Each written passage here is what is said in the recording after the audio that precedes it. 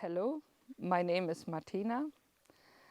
I want to welcome you here in South Sligo, in a townland called Corsala, which I learned is actually the Irish word for the swamp of the Sallies. So there's a lot of Sallies around here, a lot of swamp around here. And in 2016, I actually developed that little business. It's called Nature Inspires. And the business actually is exactly doing what it says. It should inspire people to go out in nature, to actually get to know their own places, get to know the fascination of their own places. There's so much to discover, and the best thing always is I find children have this natural sense of discovery. In summertime, I run nature camps here, and then we have groups of children coming out here, and we do quite a lot of unstructured play. Some children are interested in the animals, other children just want to chill and relax in a hammock, and other children want to explore the fields. So I don't lay out the scene, I just let them walk ahead, open the gate, and they explore the area. They have so many findings. They're engaging in so many things. They are getting wet, they are getting dirty, but it is all good. I think they thoroughly enjoy it. So I usually want to get people being more creative in the outdoors. As a florist, that's my trade. I like creativity anyway, but I think if people are outside, there is so much what you can do with your children. For example, you can do cloud surfing. You don't need any materials. You can do puddle jumping, and you can do scavenger hunts. You can do just trying to find a new herb, trying to find dandelions, nettles. So first of all, we are going for a little stroll, and we visit the forest just right beside us. We will see what's there. And then afterwards, we might go on the beautiful high bog, race bog behind me. And we are doing just something creative. We pick up some loose material, and we are just creating something nice with a little bit of an Eastery theme. So I want you all now to imagine being a child again and doing something really exciting, and you all come with me now. So we are just going into the forest here, and often it's just nice to leave your normal path and step away from the path and into the forest. Like it's possible here, you can step into it and have a look around what's all on the ground, what is growing here. This is quite a mature forest, and it's a private forest, and I think it's not maintained at all. I actually have never seen anybody here.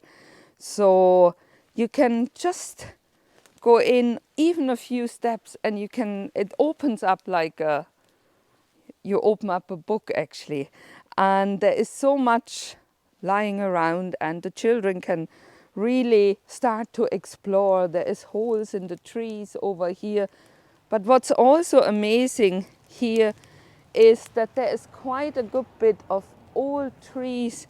They fell, they came down, and you can see it's literally like powder. So there's a lot of insect life here, and it's actually the idea of rewilding as well, that through this more biodiversity can come into the forest, and it creates just a richer environment. But this forest has something really special, and I'm monitoring it since many years, and that's a good few nests of the grey heron up here. And they come back every year. They are away in winter time, but they come back then once January comes, and they repair their nests. Another sign of the heron is you can see that they're very active, because you see all the new poo around. And the other day I discovered something really interesting, and this just is an eggshell. And it's really everybody who knows a grey heron. You know, it's such a big egg, and actually a big bird, and actually the egg is so tiny. It's probably the size of a duck egg or a large hen egg, and it has this nice blue color. So sometimes when I go in here with the children, you know, don't mind if they just touch it sometimes, you know, just have a look at it. But we tell them, yeah, leave it there, because this breaks down. All the eggshells from last year are broken down, and this feeds back into the ground as well. Here's actually the top. So the good thing is, the happy thing is, there is somewhere up there, there's at least one heron baby. The sad thing is, sometimes in maybe April or May, when we get really bad winds or high winds and storms, it had happened before that one falls out of the nest. And then they are medium sized, they are really small, young heron, too small to fly, and unfortunately they die. But what we also recognized, and I found that very amazing, that the parents, they know the bird fell down, but they tried to feed the baby. So we found actually fish, we found frogs, so they were still fishing for him. Maybe he was alive, they tried to feed him. So it is really, for not just for children, it's so interesting to see that the parents tried to feed him or tried to keep him alive. I actually found also crab claws from a white-clawed crayfish in here. So if you go in a forest and you find fish in there, you know, it's really some sight. So it's all learning, it's all really exciting stuff. But if we only start, or if we only keep going on the track, we never find those things. So sometimes it's good to get off your way. So here, for example, this looks like there is actually a nest came down. You can see that it's a lot of like debris, and you also can see that the birds also take some baling twine or anything what they find to actually weave into their nest as well. There's also a lot of deer in this area, here in those areas. I have them on my wildlife camera as well. The red deer and pine marten. That's it. Yeah. Yeah, this is a child discovered that once when we just walked around here. And since that, we call it the squirrel's den. Because we just can imagine that the squirrels sit in here and have their food like we would eat corn on the cob. And you can see clearly all the eaten cones as well. This is a full one here. Some just stripped. And even if you go further in, there's an awful amount of all sorts of, you know, half-eaten pine or fir cones. So things like that help really children to imagine, you know, how wildlife lives and what they are doing, and they become very creative in the ideas. So this is our squirrels den here in the forest. So we know there is red squirrels, and we have actually put some wildlife cameras up, and we have seen them hopping around as well. Yeah, so it's good to know that we have red squirrels here. So sometimes I said there is some of the birds falling out of the nests when they are a little bit older. And I actually, just the other day, I actually just found this one here, well buried in there. So this is a head of probably a young, maybe even an older heron in here. But again, I always remind children, just leave what you find. So this is our second stop here. We are only very little, maybe 200 meters away from our first stop. It's a total different habitat.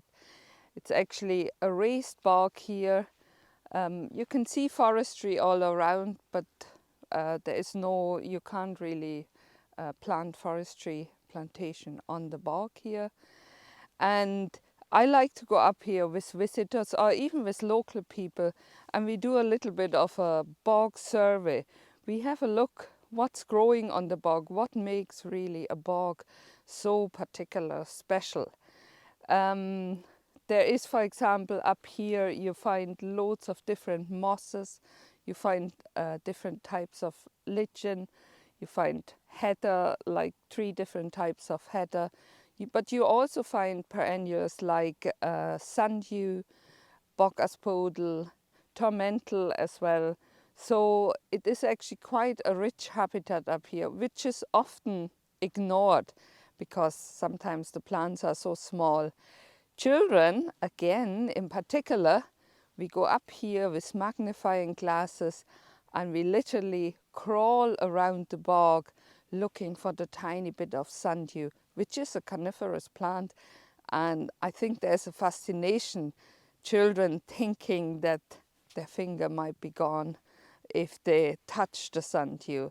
So often their eyes are very good, so they find it once we have showed them a picture or once somebody has found them. And before we leave the bog, we do a funny activity. We call it the bouncy bog. Every child just starts hopping, and then there is this sensation like on a trampoline because the bog full of water. It's quite funny to do that activity. They always ask for doing the bouncy bog. And we have been just collecting a little bit of materials. Something, most of it, actually was down anyway. So we just picked it up. For example, the willows were cut out there, the birches were cut, so I just picked it up. But there's also really loose material. You can see a fern, you can see just some grass. I think I had seen bindweed as well. This here is dried up bindweed, a bit of moor grass, moss, and then my most popular plant is the rushes. Everything what's really bendable, what we can use for weaving or making little things. So this is all something which 0 cost, and it's just here lying on the ground. So here we are on our little nature campsite. That's where we usually, everything happens here, like we have our lunches here, everything. But it's actually a natural feature in itself. Nobody planted it, I don't think so. It's natural trees like native trees. It's the birch here, it's willow and some rowan. That all grows very well in that ground.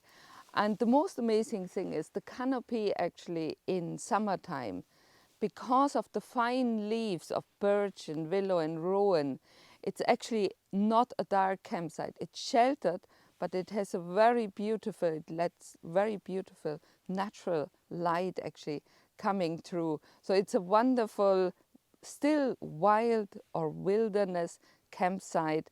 And yeah, it's usually a very busy place here. So now we have all our natural material here, everything what we gathered, and usually I just leave it there and the children take the lead. They see what they want to do, and yeah, who knows? So this is what we made over the last 10 minutes here. This is an Easter egg, just with a bit of a willow bent into a shape of an Easter egg, and then weaving in and out with different loose materials, and you can decorate it as well. This is another one just done with rushes and willow. And then we made a little Easter egg, Easter nest here as well. And it's just with moss and a bit of bindweed. And it's actually something nice you can put out on Easter morning together with a few eggs, hard-boiled eggs, a bit of chocolate eggs, maybe a tiny little chicken as well here. And yeah, happy Easter. So this is our little camp area where we hold our nature camps, and the children come up here. We have lunches here, and we sometimes put a slackline up, very simple things. And always what's very popular with children is actually the hammocks. And they are lightweight. It's an Irish company, and it's very easy to just get them out and hang them up. All what you need is 2 trees and 2 strings to attach them. And it's very important with the strings, it's very important that you take them down afterwards, actually. I might put it in here. Whoop. So this is a little bit low, so we might just take it up here somewhere. No. I just do that a little bit further up.